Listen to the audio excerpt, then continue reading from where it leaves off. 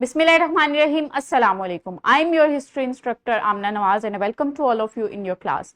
My dear students, आज हमने B Lift 8.3 पढ़ना है. I hope all of you have done with your bridging activity. Very good. Let's move towards our learning outcome. आज का जो हमारा learning outcome है वो है Origins of Ottoman Empire. Describe the rise and fall of some Muslim dynasties. इसमें हम सिर्फ rise पढ़ेंगे Ottoman Empire का और ओरिजिन पढ़ेंगे ओटोमैन एम्पायर का कि वो लोग कहाँ से आए थे और उनका क्या ओरिजिन था. Let's move towards our focus. Ottoman empire.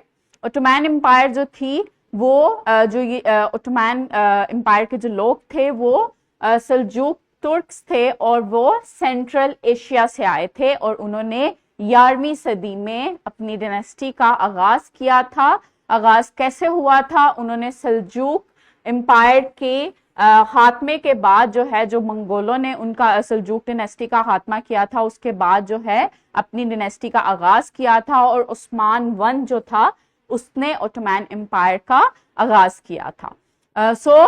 इसके बाद जो है उन्होंने अपनी स्ट्रेटेजिकल मिलिट्री ऑर्गेनाइजेशन की मदद से इस सल्तनत को एक्सपेंड किया था और ये सल्तनत 3 कॉन्टिनेंट्स में इतनी बड़ी सल्तनत बनाई थी कि वो 3 कॉन्टिनेंट्स पे इन्होंने हुकूमत की थी. और वो किस तरह से की थी? औरहान और मुराद वन जो थे रूलर, इन्होंने बाज़ंतीन लैंड्स को कैप्चर करना शुरू किया था अपनी मिलिट्री स्ट्रेटेजिक पावर्स की वजह से. ये उस बाज़ंतीन एम्पायर है कंप्लीटली. और 13वीं सदी में जो बाज़ंतीन एम्पायर थी उनका रूल इन इलाकों पे था और कॉन्स्टेंटिनोपल जो था वो बहुत खास एरिया था बाज़ंतीन एम्पायर का. सुल्तान महमद II जो थे उन्होंने कॉन्स्टेंटिनोपल को कंक्योर किया था और वहां पे अपनी पावर जमाई थी. और उन्होंने ऐसा क्यों किया था? क्योंकि उस वक्त ओटोमैन एम्पायर जो था वो यूरोप और एशिया में अपनी पावर जमाए हुए था.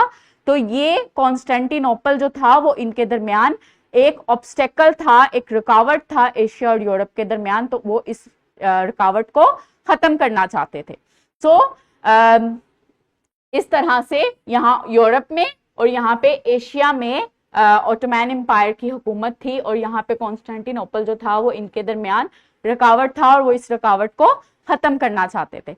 उन्होंने बहुत ही स्ट्रेटजीज अपनाते हुए कॉन्स्टेंटिनोपल को कंक्योर किया था. ये उस वक्त का नक्शा है जो उन्होंने जिस तरह से कॉन्स्टेंटिनोपल का को कंक्योर किया था. यहाँ पे उन्होंने अपनी ऑफेंसिव और डिफेंसिव जो लश्कर थे वो बिठाए थे.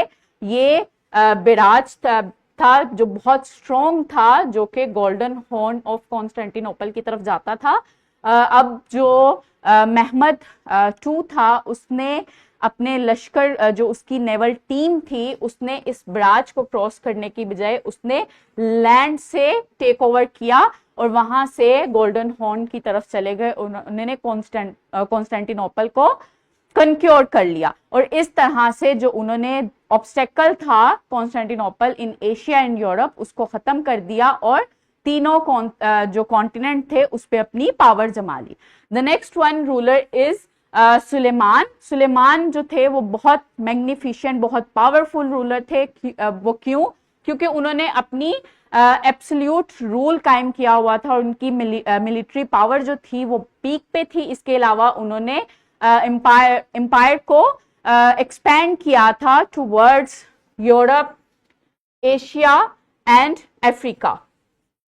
इस तरह से उनकी जो रूल था वो बहुत मैग्निफिशिएंट था और उन्होंने ग्लोबली जो है वो ओटोमैन एम्पायर को रूल किया था. And my dear students, next one is your formative check and the next one is your classwork and your thrive that you have to do on your practice book.